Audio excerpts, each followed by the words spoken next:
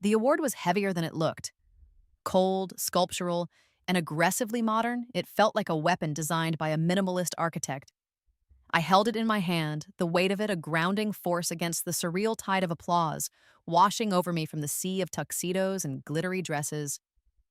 On stage, under lights hot enough to wilt a lesser woman, I was anything but wilted.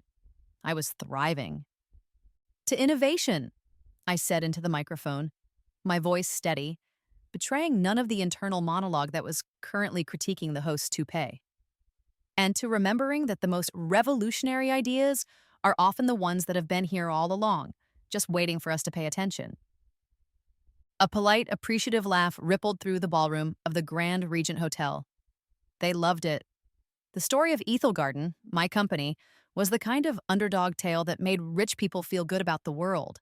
The girl with the weird plants who accidentally stumbled upon a $1 billion secret. As I finished my thank yous, a commotion started near the ballroom's grand entrance. A ripple of whispers, a few heads turning.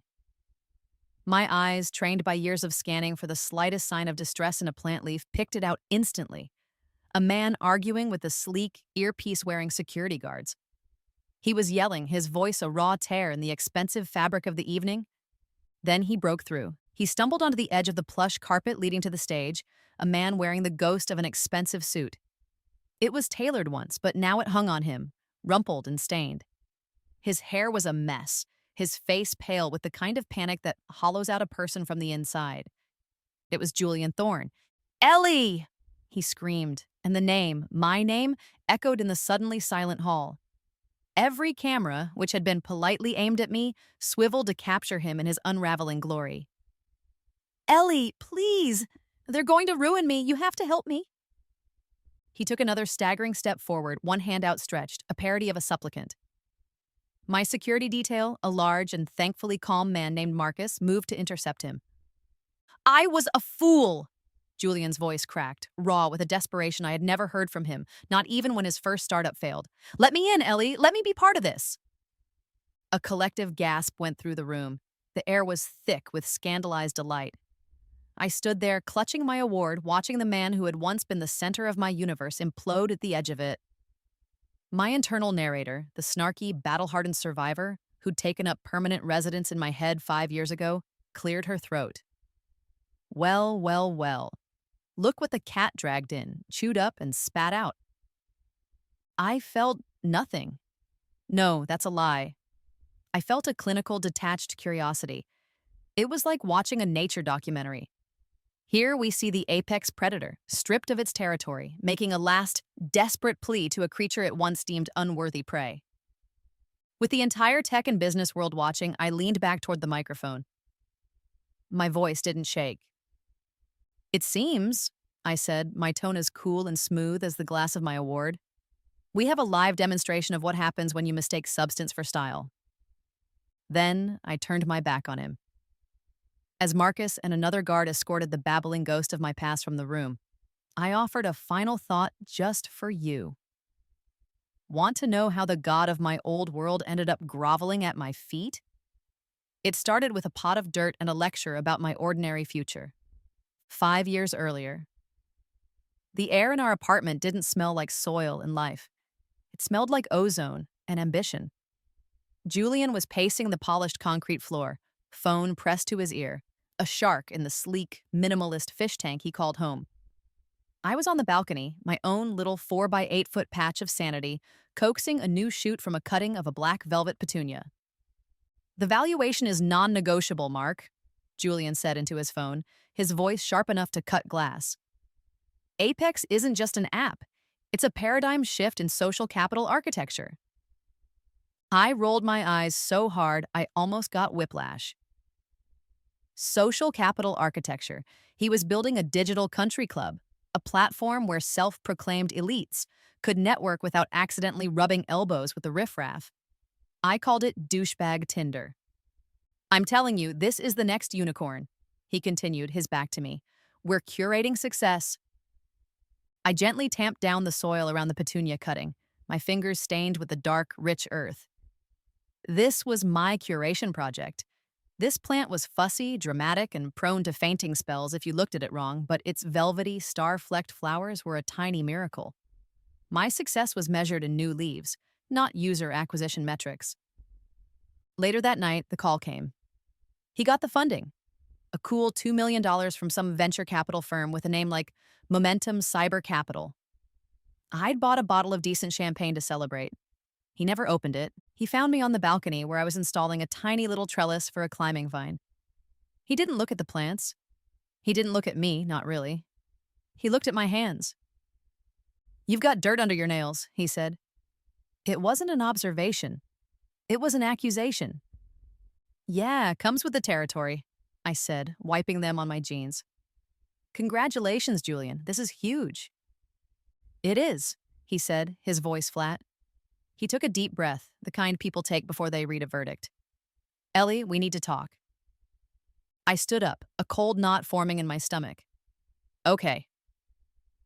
"I had dinner with the partners last night," he began, his tone shifting into the smooth, persuasive cadence he used for his pitches.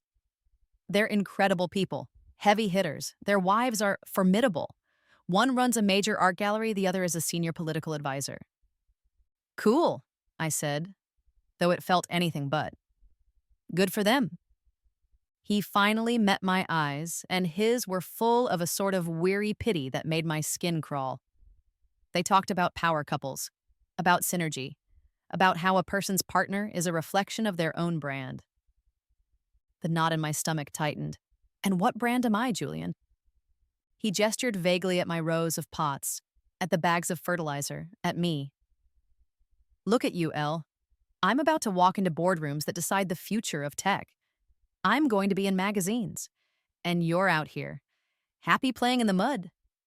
The words hung in the air, a toxic fog. "My partners, my investors, they need to see a power couple," he continued, gaining momentum now that the hard part was out. "They need to see someone who already shines, not someone I have to drag out of the dirt. You're just wonderfully, beautifully ordinary." Wonderfully, beautifully ordinary. He said it like he was complimenting a piece of beige furniture. "And my success," he finished, the final nail in the coffin, "can't afford ordinary." I stared at him, the man I had loved, the man I'd supported through 2 failed ventures and endless monologues about synergy and disruption. He wasn't just breaking up with me. He was declaring me a liability, a flawed product that was being discontinued. I looked down at my hands, at the dark soil caked under my nails and etched into my fingerprints. He saw dirt. I saw potential. I saw life. And in that moment, I knew he was blind to anything that couldn't be quantified, monetized, and leveraged. "Get out," I whispered. "Ellie, I'm trying to be reasonable. I'll cover your first month's rent. Get out." My voice was louder now, shaking with a cold rage that was rapidly replacing the shock. "Take your social capital architecture and your shiny, formidable partners and get out of my sight." He left. And as the door clicked shut, I sank to the floor of my little balcony, surrounded by my wonderfully, beautifully ordinary pots of dirt. Rock Bottom, it turns out, is a top-floor apartment in a pre-war building that smells faintly of dust and regret. The ad had called it character-filled. The reality was character assassinating. The floors slanted, the water pressure was a suggestion at best, and there was a persistent, ominous drip in the corner of the main room whenever it rained. But it had one thing my old life didn't. A small, grimy, glass-paneled sunroom bolted onto the roof, accessible only through a rickety door in my living room. It was a forgotten space, filled with dead leaves and the ghosts of someone else's abandoned hobbies. And it was all mine. The first few weeks were a blur of instant noodles, cheap wine, and the hypnotic, soul-crushing glow of my phone screen. Julian's ascent was meteoric and painfully public.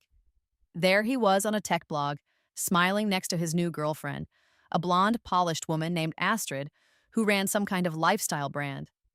Her brand, I noted with a grimace, seemed to be honing a lot of white furniture. There was Julian ringing the opening bell at some stock exchange. There was Julian in a magazine profile, quoted as saying, "You have to be willing to cut out anything that doesn't align with your vision for success." I was the thing he'd cut out, the excess fat, the ordinary baggage. One Tuesday, after a particularly brutal Instagram story from Astrid showcasing her and Julian on a yacht in Monaco, I hit the wall. I looked at the moving boxes still slumped in the corners of my apartment. I looked at the rows of my plants huddled together in the sunroom, looking as dejected as I felt. They were the last remnants of that life, a living reminder of the girl who was happy playing in the mud. He was right, a nasty little voice whispered in my head. What are you doing? Wasting your life on a bunch of leaves while he's conquering the world? With a surge of self-loathing, I grabbed a trash bag. That was it. I was done. I would throw them all out. The petunias, the fussy ferns, the weird spiky thing I'd rescued from a nursery clearance rack. A clean slate, a less ordinary one. I stormed into the sunroom, the plastic bag rattling in my hand. I reached for the first pot, the black velvet petunia, and I stopped. A new leaf, no bigger than my pinky nail, was unfurling at its center. A perfect, tiny, velvety scroll of deep purple. It was a small, quiet act of defiance. This plant, in this leaky, neglected room, was still trying. It was still growing. The anger and self-pity didn't vanish, but something shifted. The fire turned from a destructive blaze into a low, focused flame. I dropped the trash bag. Screw Julian. Screw Astrid and her white furniture. Screw their curated, bloodless vision of success. I spent the rest of the day not throwing my plants out, but saving them. I methodically, almost meditatively, repotted each one. I cleaned the grime off the sunroom's glass panes. I found the source of the drip and put a bucket under it, and then used that collected rainwater for my plants. It was my own little ecosystem of survival. The tears that streamed down my face as I worked weren't for Julian anymore. They were for me. And as they dripped into the pots, watering the soil, it felt less like an ending and more like a baptism. Among my collection of botanical misfits was one plant I knew almost nothing about. I'd inherited it when my elderly neighbor, Mrs. Gable, had passed away. Her kids, in a hurry to clear out her apartment, were going to toss it. Mom called it her moon plant, one of them had told me, handing over the unassuming pot. No idea what it is. Probably just a weed. It didn't look like much. A cluster of silvery green, slightly fuzzy leaves. It never flowered, never did much of anything except not die. In the sleek, modern balcony of my old life, it had been an afterthought. Here, in the damp, humid microclimate of my leaky sunroom, it started to change. The leaves grew broader, their silver sheen more pronounced. Then, one evening, about 3 months after the breakup, I saw it. A single slender stalk was rising from the center of the plant, tightly furled at its tip. It was going to bloom. I became obsessed. I documented everything in a new journal, my handwriting sharp and focused. The heartbreak was still there, a low hum beneath the surface, but now it was overlaid with a new frequency, scientific curiosity. The stalk grew an inch a day. The bud at its tip swelled, pearlescent and strange. I checked the weather, the lunar calendar. Mrs. Gable had called it her moon plant.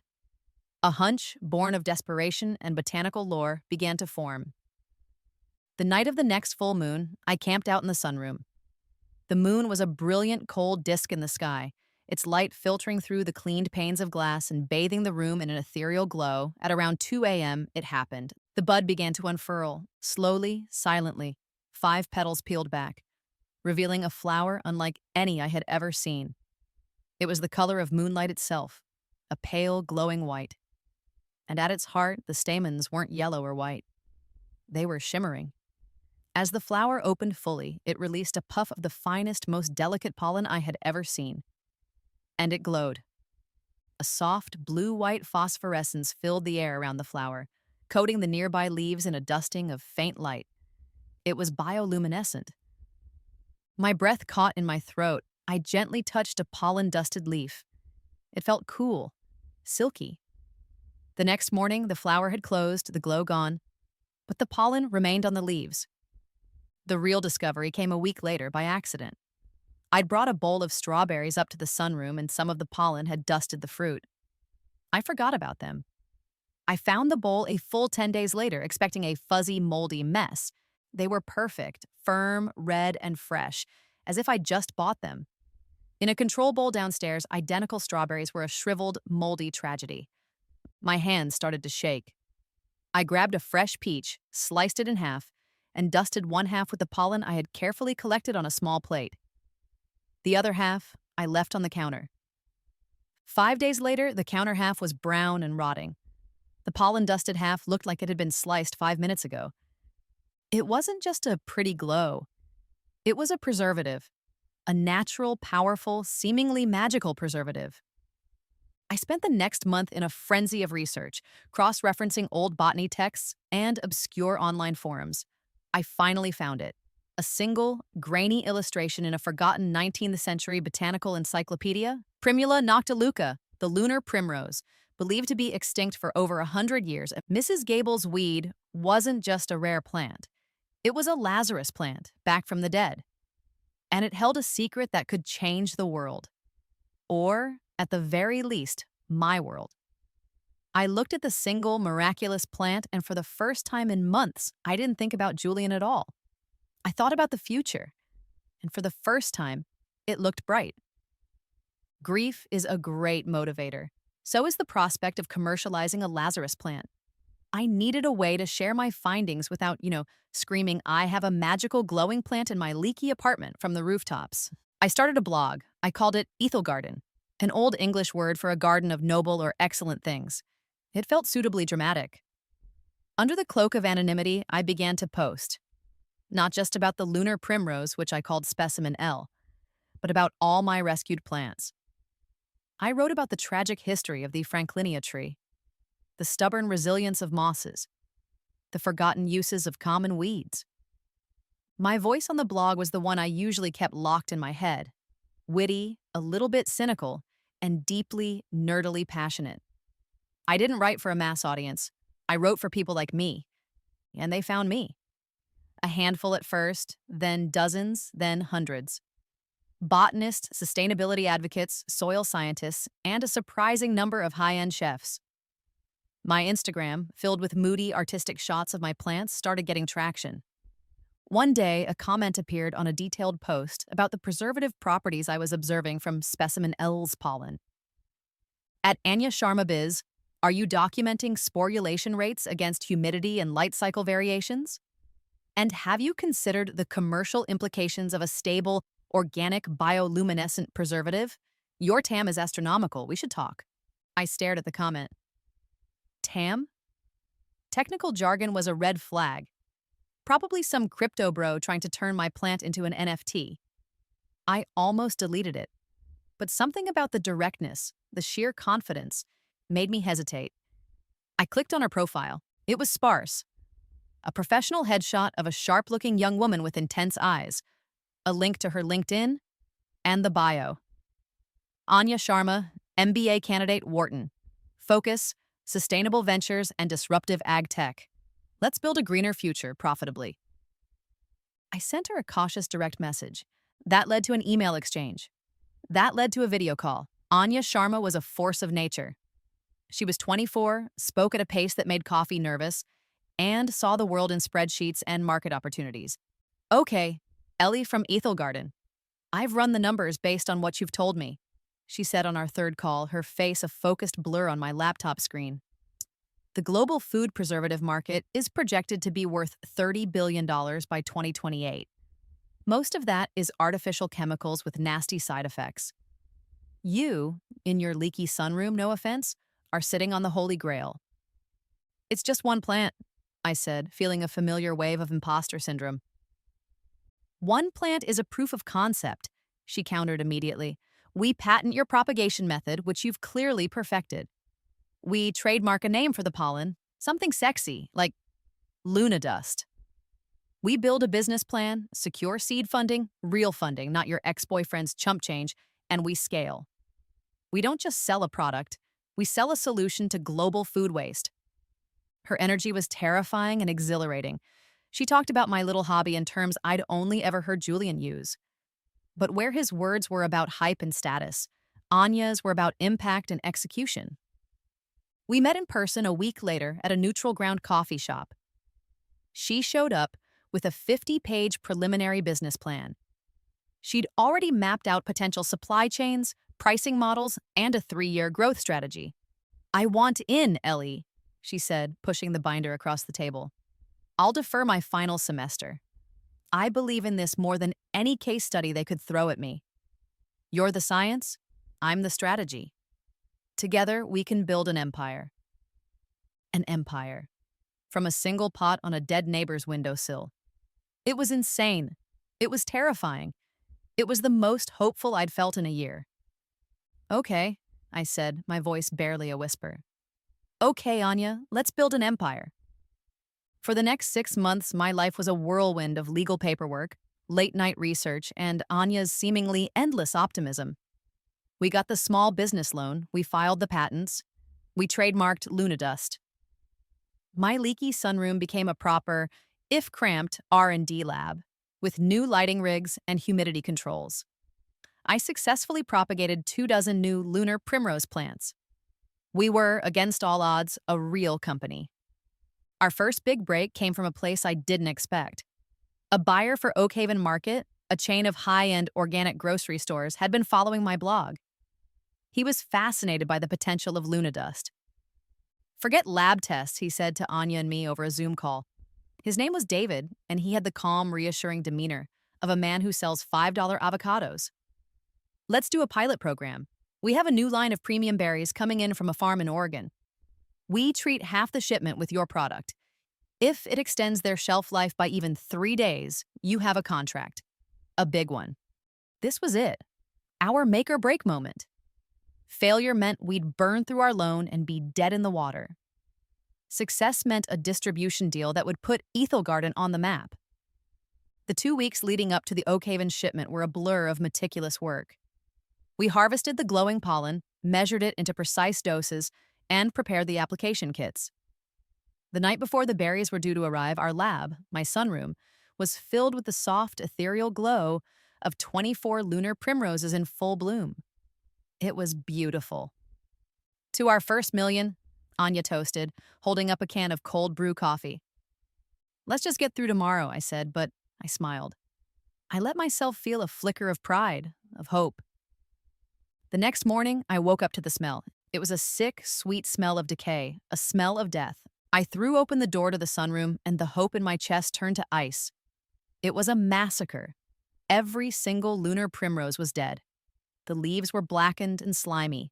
The flowers drooped like wet tissue, and a strange, grayish fungus covered the soil. The entire crop, our entire inventory, our entire future, was wiped out overnight. Anya arrived 20 minutes later, her usual high-energy buzz replaced by a stunned silence. She poked at a blackened leaf with a pen. "This isn't natural," she whispered, her business school composure cracking. "This is targeted. A fungal agent designed to be fast-acting. This is sabotage." My mind raced, searching for an enemy. Who knew? Who would do this? And then it hit me, a jolt of pure, white-hot rage.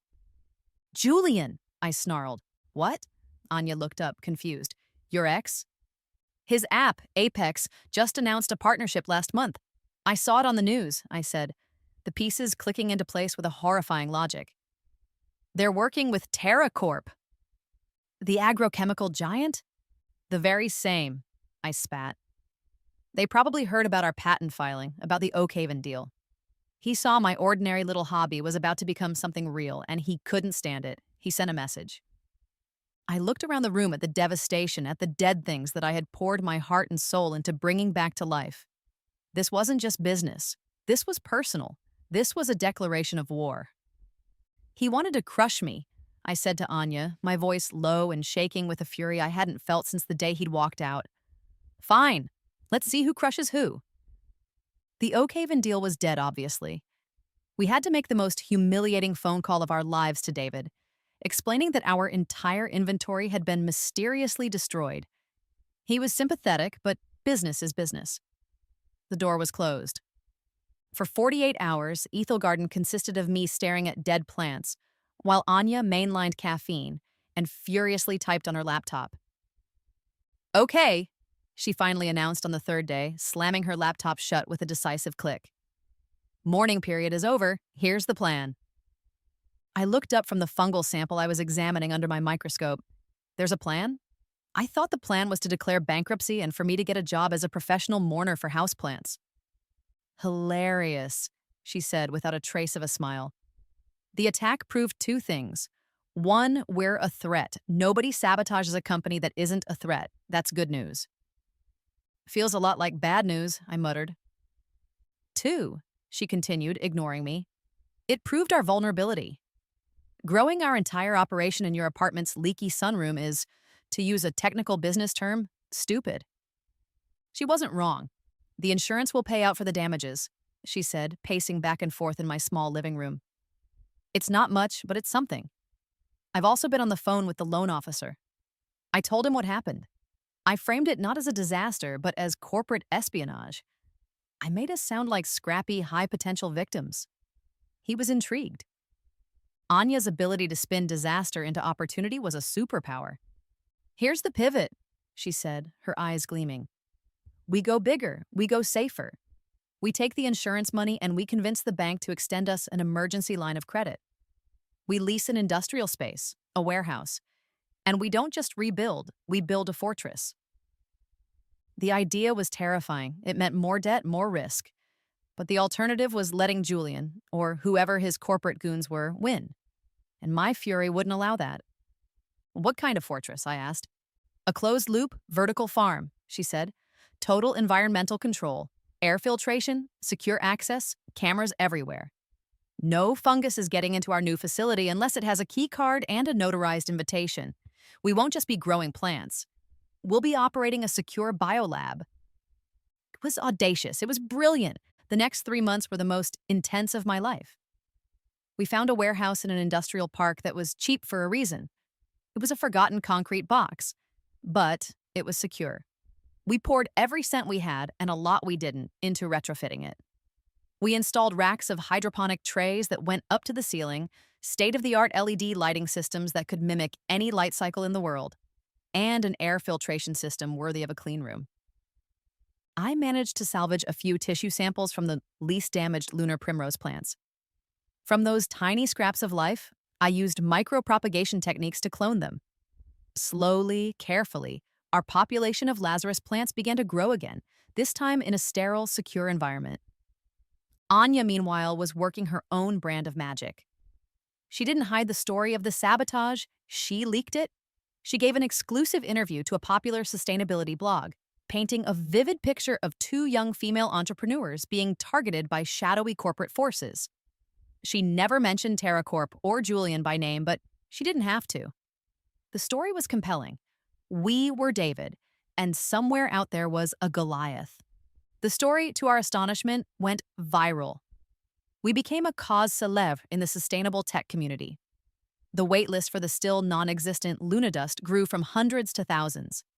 Venture capitalists who wouldn't have given us the time of day before started calling Anya. The sabotage, the act that was meant to be our execution, had become our origin story. It had forced us to become bigger, smarter, and louder than we ever would have on our own. Standing in the middle of our new, humming warehouse surrounded by rows of thriving, faintly glowing plants, I realized the truth. Whoever had tried to bury us didn't know we were seeds. We were officially a buzzworthy company. Ethel Garden was featured in Wired magazine. A documentary crew started following us around. We were no longer just two women in a sunroom. We were a story, a movement. And I was still convinced that Julian Thorne was the villain of that story. I pictured him reading the articles about us, his handsome face twisting in a thwarted rage. It was a petty, satisfying image that fueled me through 18-hour workdays. The truth, when it came, didn't arrive with a dramatic confrontation. It arrived in a cryptic email from a burner account. To anya.sharma@ethelgarden.com from proserpina7@protonmail.com. Subject, you're looking at the wrong giant. Check the batch numbers on the fungicides TerraCorp sold to citrus farms in Florida in Q3 of last year. Compare the proprietary fungal strain to the sample from your lab. They didn't use a middleman. They came for you themselves. Anya and I read the email 3 times. Proserpina, I said, the goddess of the underworld who was abducted and forced to live underground? A bit on the nose for a whistleblower. Forget the name, Anya said, her fingers flying across her keyboard. TerraCorp's quarterly reports are public. It'll be a needle in a haystack, but it took her 2 days of cross-referencing shipping manifests and chemical patents. The needle in the haystack was there. A highly specific, custom-engineered fungal agent, patented by TerraCorp for agricultural stress testing, had been shipped in small quantities to their own internal R&D labs. The same labs Julian's company had partnered with. The final confirmation came from the journalist who had written the first viral story about us. Anya forwarded him the anonymous tip. He had sources inside TerraCorp. A week later, he called us for a meeting. "It's true," he said, sliding a folder across the table in a noisy cafe. It contained leaked internal emails. "Your little company came up on their competitive analysis radar, your patent for propagating the lunar primrose, your potential with lunadust. You were a direct threat to their chemical preservative division. A division worth about $4 billion a year in revenue." I scanned the emails, my blood running cold. It was all there in black and white. Cold corporate language discussing the containment of a potential market disruptor. My name was in there. Ethel Garden was in there. So they sent their own R&D team to take a sample of our soil, engineer a blight, and wipe us out before we even started? I said, horrified. "Standard operating procedure for them," the journalist said grimly. "They're corporate sharks. You were a baby seal." I looked at Anya. My entire narrative, the one that had fueled my rage and my ambition for the past year, evaporated. Julian wasn't a Machiavellian villain pulling the strings. He was irrelevant, a footnote. He hadn't been orchestrating my downfall. He probably hadn't even noticed my rise. We weren't on his radar. We were on the radar of a multinational, soulless corporate behemoth. The enemy wasn't the man who broke my heart because he thought I was ordinary.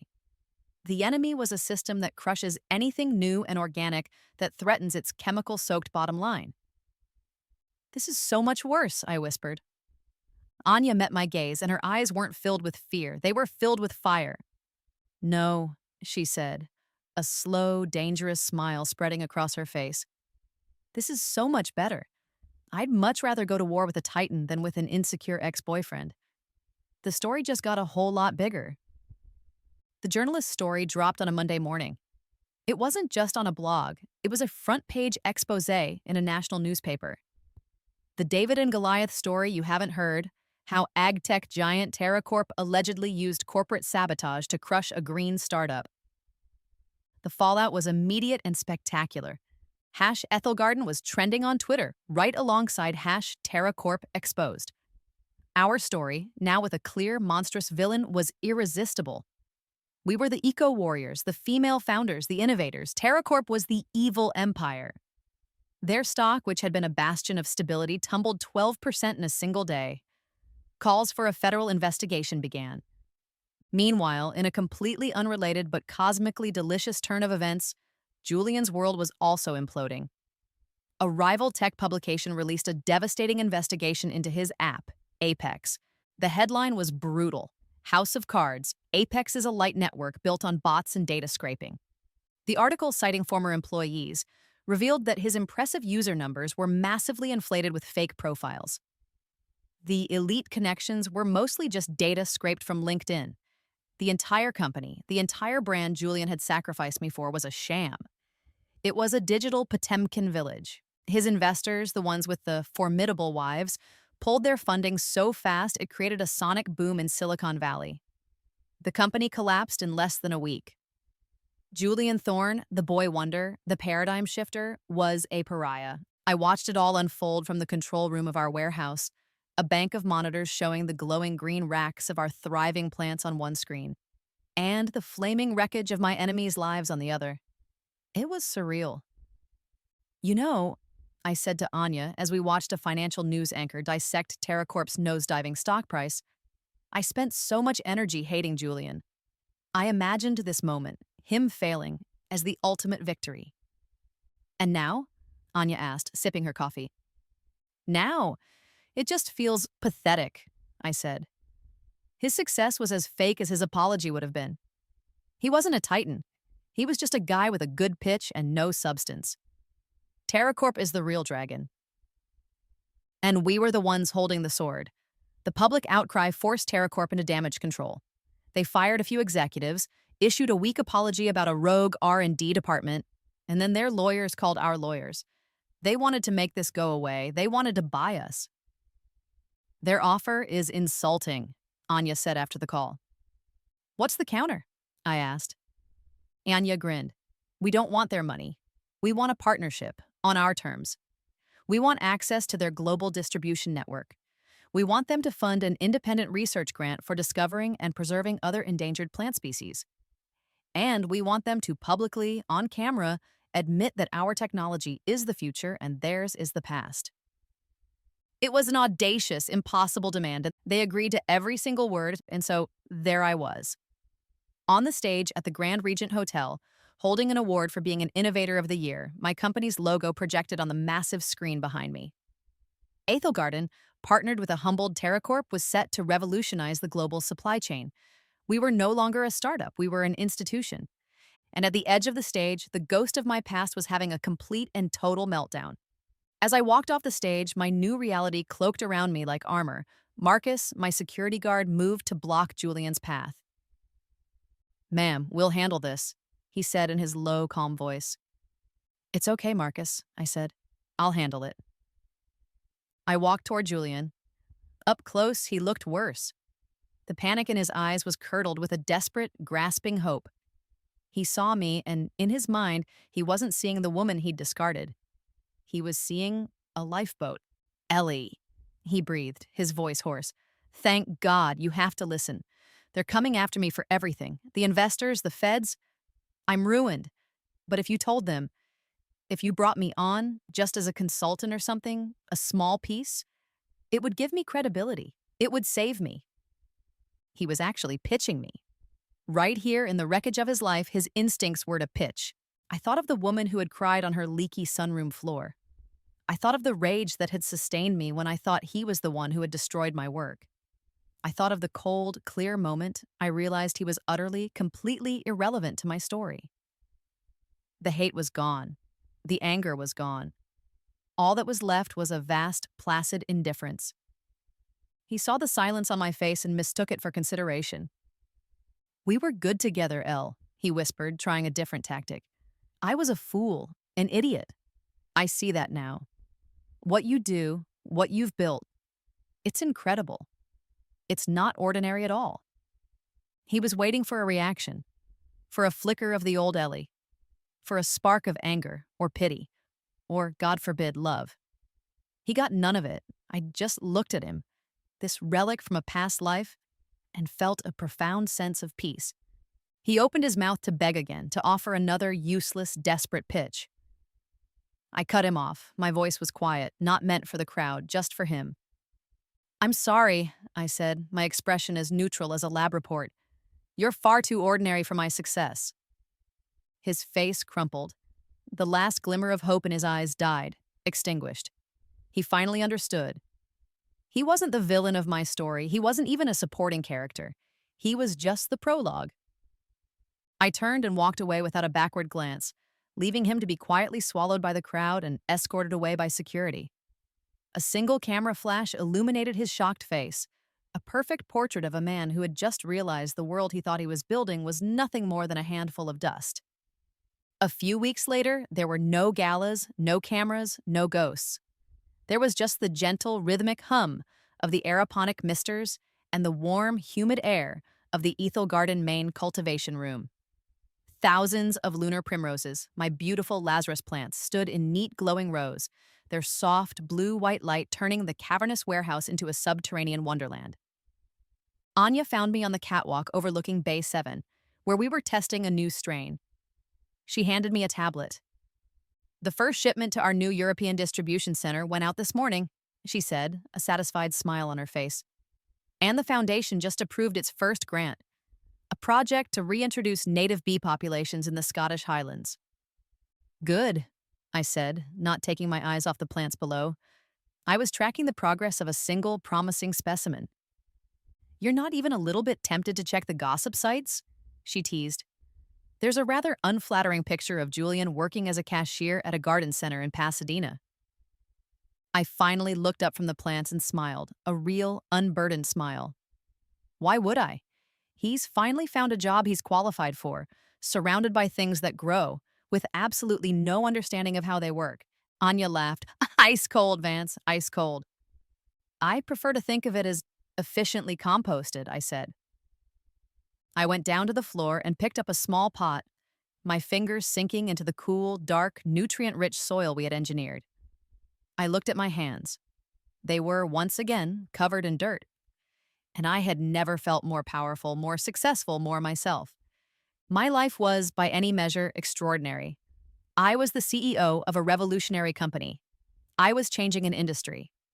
But my happiness, my true, deep seated joy, was still rooted in the simple, quiet, profoundly ordinary act of helping things grow. And Julian's mistake wasn't in calling me ordinary. His mistake was in thinking it was an insult. He didn't understand that the most extraordinary things in the universe, supernovas, redwood forests, love, all begin in the dark and the dirt.